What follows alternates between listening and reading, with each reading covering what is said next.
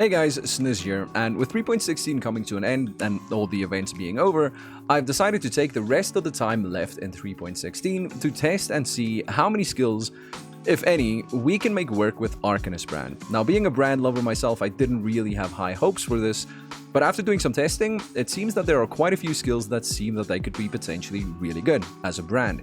And so in today's video, we're going to take a look at Eye of Winter brands. And spoiler, it's really good.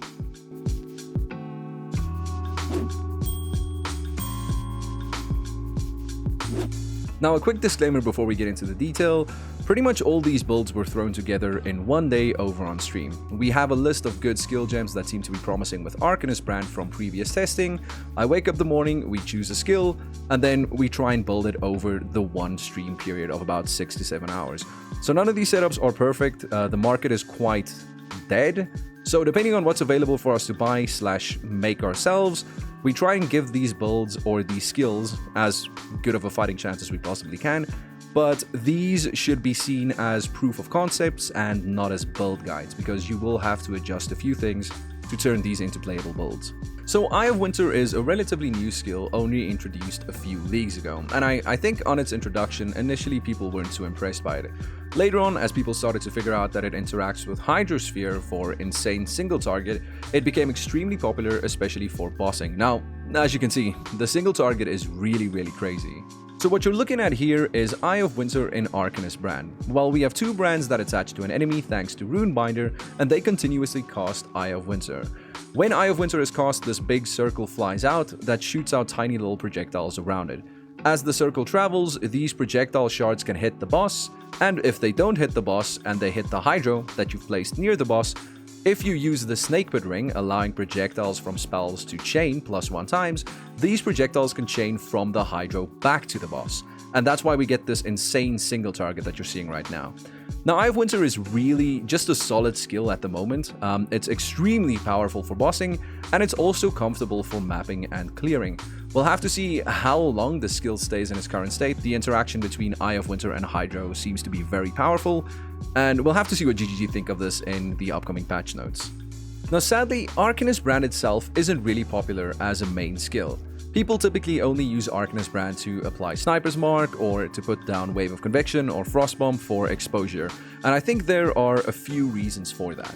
In my opinion, the first problem is mana cost. A while ago, when GGG decided to change how triggered skills interact with mana and mana cost itself, Arcanist brand really got the short end of the stick here. Not only do you have to pay the cost for putting down the brand itself, which has a sizable mana cost, you also have to keep up with two brands or more brands constantly spamming the skill that they're linked to, and that cost as well.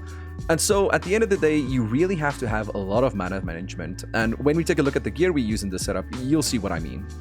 The second problem is losing one of the supports in your 6 link. If you want to play Arcanist brand, you have to link the skill to Arcanist brand itself, and losing one of your good damaging supports just to make a skill a brand doesn't feel good. And I think the final problem is a problem that all fast brand builds have. Fast, responsive brands really need a lot of clusters. At the minimum, they need 2 medium brand clusters, and in some cases, you even want to have 6 medium brand clusters. And so when you use a lot of clusters, you get restricted with how many points you get to spend on your tree, meaning that you usually have to give up something, and 9 times out of 10, in fast brand builds, that is survivability or defense. We tend to just run around with 5k EHP and just manually try to dodge as much as we can. Now, although Arcanist brand itself isn't in an amazing spot at the moment, I feel like Eye of Winter plus Hydro is, and it really just hard carries the setup. It's extremely fun to play also. It's probably one of the builds that I had the most fun with in 3.16. For the rest of the build, it's really just your standard power charge stacking dual void battery, Badge of the Brotherhood occultist build. Since we're an occultist, we're also running triple curse, so that is also a big source of our damage. And like I've said a million times by now, it's 0 defense. Again, this was just to be a proof of concept to see if these skills would work in Arcanist brand. Don't just make a mirror copy of something like this. You will have to adjust a few things to make this comfortable enough to actually map and do some content with. Okay, so let's take a look at our tree and our gear. So we start off at the witch start, we go out to the left, I'm currently taking these because I'm struggling with attributes, but ideally you'd want to take this if you fixed your attributes with gear. And then we have this jewel socket over here with a glorious vanity with the Doriani mod for Corrupting Soul. This gives us about 600, 700-ish ES with the downside of using Corrupting Soul. Very typical in very low HP builds. Then, since we're a brand character, we go for Runebinder, which allows us to attach an additional brand to an enemy. This is core 100% needed on any non-ignite hit-based brand. Then we grab some brand cast speed and increased damage taken over here. Then for our first brand mastery, we take the brand mastery, brands attached to a new enemy each time they activate no more than once every 0.3 seconds. This is really good for brand clear. As soon as you take this mastery, you'll notice a massive increase in your clear speed as the brands jump around much more frequently. Then we go down here for some life, spell crit, spell damage, elemental damage, and resistances. We go up here, we grab this brand critical strike multiplier and crit strike chance cluster over here. We get our second brand mastery, increased brand attachment range. With more brand attachment range, your brands can jump to enemies that are further away, and combined with this mastery over here that makes them jump more frequently, this makes your brands feel really good for clearing. We do struggle with attributes, like I previously said, so we grab this dex wheel over here, and we grab these two stat wheels down here. You don't have to, you can fix this with gear. I just couldn't in this current setup, and that's why I've taken those. Then we go up here, we grab this power charge, and then we also grab this jewel socket.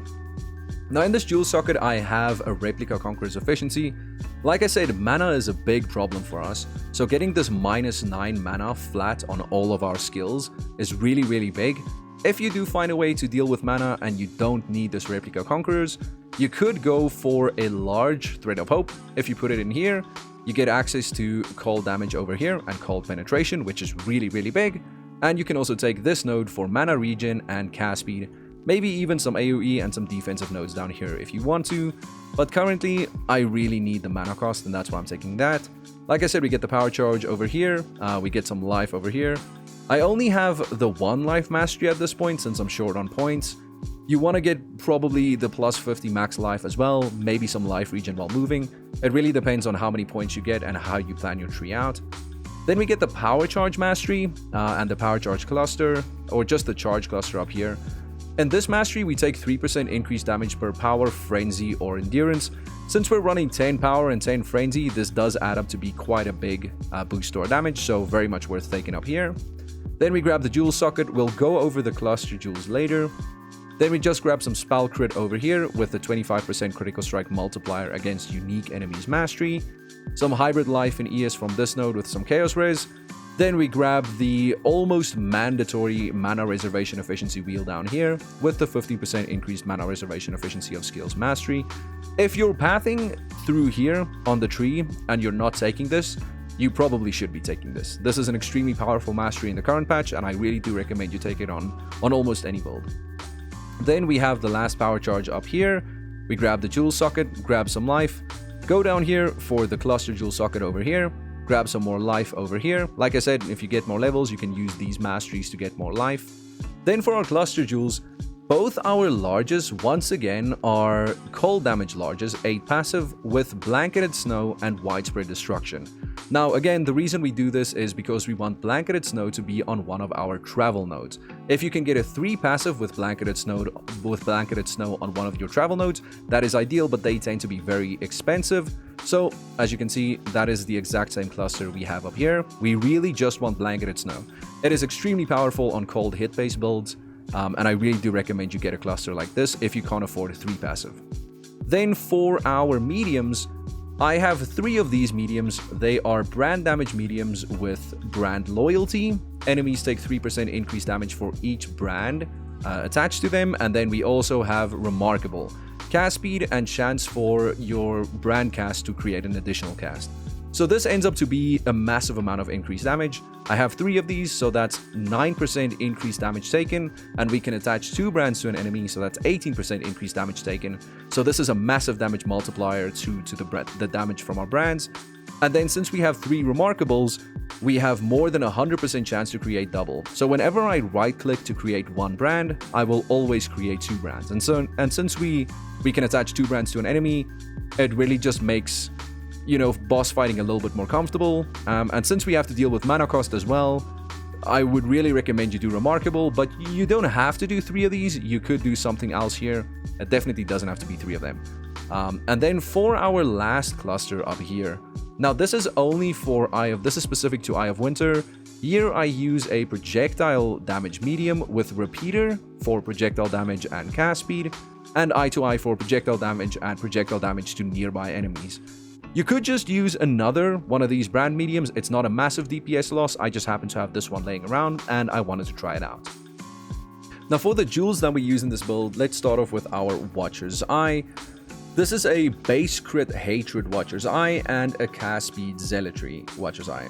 And so when you're using a Diamond Flask, you're actually really close to crit cap, so you don't necessarily need the Hatred base crit. I just use this to get me to 100%. And as for the Zealotry mod, almost all of the Zealotry mods on Watcher's Eyes are really good. So the Watcher's Eye is very flexible. This is the one I had, but really anything Hatred Zealotry would work just fine. Then for our rare jewels, we once again have all raise with critical strike multiplier. Now, depending on how you've set up your gear, you don't need the all raise. You can go for triple crit multi, you could go for some percentage life. It's really flexible, but that's what I've done here. I just have critical strike multiplier and all raise, critical strike multiplier and all raise. And then we also anoint this last power charge over here. Since we really don't want to be traveling all the way over here, we would run out of points quite quickly. So for our Ascendancy, we are a power charge stacking occultist, so you have to take Forbidden Power for the +1 max power charge and AoE and spell damage per power charge. Then we get Void Beacon for nearby enemies of -20 cold rays, since we're mostly dealing cold damage. And then we also take Frigid Wake for 15% more cold damage and the rest of the benefits from the Ascendancy. And then finally we take Malediction for an additional curse, increase effect of our curses. Since we're running 3, that ends up to be quite a bit of extra damage. And then we also take enemies, or it also gives us enemies have Malediction, which means they take 10% increased damage. Now, for the gear that we use, and I just want to reiterate, this is very janky. We threw this together in one day. None of this is best in slot by far. This can go a lot further and it can be adjusted to your liking. The only really mandatory things here are Void Batteries, and then I would say Badge is quite mandatory, and the Snake Pit is very mandatory. So like I said, we're using Void Batteries. These are your standard ones for power charge stacking. And also we use a badge for the frenzies. Your maximum power charges is your maximum frenzy charges. And then we use a chest piece with the Redeemer mod, chance to gain frenzy on hit. And then we Awakener's Orb that together with the Hunter mods for spell crit and additional curse, giving us 3 curses that we can apply. And then I crafted on gain 10% of your maximum life as extra ES for a little bit of an ES buffer against bigger hits. Then for our helm, like I said, this is a power charge stacker, so we got the +1 maximum power charges from Warlord, and the nearby enemies have -9 cold rays from Redeemer. This is a pretty nice helm because it does have the best helm enchant, and you kind of want this helm enchant. Eye of Winter fires shard projectiles with 12% increased frequency during flight, so it kind of just means you get more little projectiles that can hit the boss and the Hydro. You don't have to go for this on a Blizzard Crown. We found one on the market, and that's why we have this. It's definitely not necessary. Our boots, these are your standard Tailwind Elusive Onslaught boots. None of them are Elevate or anything crazy like that. The only mod that affects our damage even in the slightest in bigger boss fights is Tailwind, and even that isn't massive. For our belt, it's just life and resistances. I just want to show how basic this really is. This can be made a lot better, and the damage can go up by quite a bit. For our gloves, we have a Frostbite on hit synthesized implicit, and then the rest of the mods are just life and resistances. If you can't get the Frostbite on hit on the glove, you can go for Frostbite on hit on your ring, and then you can get much better gloves with Culling Strike. I think you can get on Nerve on these as well. So you can make the gloves a lot better. And then for our rings, you want to have a Snake Pit. Always be sure to put the Snake Pit on your right ring slot, okay? Focus on that. I wasn't focusing when I put mine on, and I gimped my single target quite a bit. And then also the crafted mod, non-channeling skills of -7 cost. I'm pretty sure you don't need the reduce cost mod on the ring. So if you want to get a curse on hit ring and then just craft on the -7, that could work as well. The ring, once again, just life and resistances apart from that. Very basic. As for our flasks, life flask, as always, then I still have a mana flask, although I don't need a mana flask except for in Maven invitations when I have 3 brands attached and they're all casting Eye of Winter at the same time. Then mana can be a bit tight, but for 99% of the video game, I don't need this mana flask. Then I have an Atziri's Promise for a little bit of extra damage, called as extra. This could be a Taste of Hate if you wanted to. This could also be a Bottled Faith, but since I'm crit capped, and Bottled Faiths are just extremely expensive, I'm not running a Bottled Faith at this point, so very flexible on this slot. Then I have a Quicksilver Flask for some movement speed, and a Dying Sun for more projectile shards during boss fights, for bigger single target. Then for the skills I use, let's start off with the main 6-link. We start off with a 2120 Divergent Eye of Winter. So Divergent Eye of Winter gives reduced projectile shard spiral angle during flight, which kind of just means that the shards tend to aim at the boss more frequently. This really isn't that big. Using a normal 2120 Eye of Winter should feel pretty much the same. It's definitely a little bit of a damage increase, but it's definitely not worth paying 10s to 20s of Exalted Orbs for. Then we got an Awakened added cold damage for +1 level to cold and just all the added flat cold. Then we have an Arcanist brand 2120 or just a 2020. This, you know, you want to increase level and quality as far as you possibly can on all of these. Arcanist brand does have some interesting alternate qualities, but normal Arcanist brand is quite good. Then we also have Power Charge and Critical Strike support. We have Inspiration support. If I remember correctly, I think there's an alternate quality Inspiration that helps with mana cost, or that reduces cost, so it might be something to consider if you're struggling with mana. We have Swift brand support. Swift brand's really nice for DPS and clear, but it does reduce brand duration, which means you have to cast the brand much more frequently. But after the nerfs to like brand recall and how brands get refreshed, it really doesn't change anything. I'm not even using brand recall in this. I'm just self-casting the brands whenever they're needed. Then for our auras, we have a Herald of Ice linked to an Enlighten 3, linked to a Hatred, linked to a Zealotry. Now this is an anomalous Zealotry that a friend gave me. It literally just gives me +2 critical strike multiplier. So the difference between this and a normal Zealotry is almost non-existent. I don't even think we really need the Enlighten. It works, but you're probably going to struggle with mana a bit, so getting an Enlighten will help out quite a bit. Then, as usual on these ZHB setups, we have a portal for exiting maps and a cost on death portal. Then I have a Steel Skin, which I have on left click. If you have the strength for it, use it. It's quite nice for a little bit of extra defense. I have your usual Flame Dash. Then I have Sniper's Mark 20 quality level 20. This is what increases our dex requirements so much. If you have the open socket, you might as well link it to an enhance as well. Linking it to an enhance would be a big DPS, or not a massive DPS increase, but it would increase DPS significantly enough where it's kind of worth to do. Once again, this is a testing setup, right? This isn't a build, this is a prototype. That's why we have so many open sockets here. And then for the final setup, we have Hydrosphere linked to Elemental Weakness, linked to Hex Touch. Awaken Hex Touch, these are extremely cheap after they absolutely killed the gem. So this isn't mandatory, and a normal Hex Touch would do the exact same thing. This is just to apply our Elemental Weakness. And then we got Summoning Skitterbots. Sometimes during boss fights, I will change between Skitterbots and Herald of Ice. This was purely just for testing. Herald of Ice is really nice for clear, and Summoning Skitterbots is a little bit more extra single target DPS. Personal preference, you can use whichever one you want to use. I just have both in the setup. And that is it for this video. I wasn't really expecting to find anything good with the Arcanist brand, but I think with Eye of Winter we found an absolute jewel of a build. I'm already thinking of ways that I can play this in the future and turn this into a really good, well, all-rounded build. Once again, see this as a prototype / proof of concept. Don't just play this, you're going to have a bad time. The next video should be another skill in Arcanist brand. There are a few on my list. By the way, if you want to see how we do these live, you can do so with the link in the description on my Twitch channel. Maybe I'll see you there. If I don't, maybe I'll see you in the next video. But once again, thank you so much for watching. My name is Sniz, and I'll see you in the next one. Bye.